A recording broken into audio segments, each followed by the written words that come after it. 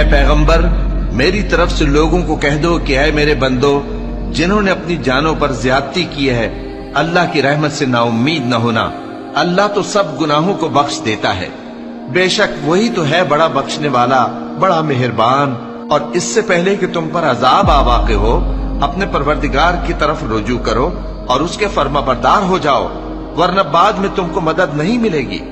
اور اس سے پہلے کہ تم پر ناگہاں عذاب آ جائے اور تم کو خبر بھی نہ ہو اس نہایت اچھی کتاب کی جو تمہارے پروردگار کی طرف سے تمہاری جانب نازل ہوئی ہے پیروی کرو۔ ایسا نہ ہو کہ اس وقت کوئی شخص کہنے لگے کہ ہائے اس کوتاہی پر افسوس ہے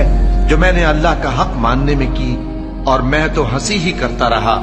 یا یہ کہنے لگے کہ اگر اللہ مجھ کو ہدایت دیتا تو میں بھی پرہیزگاروں میں ہوتا،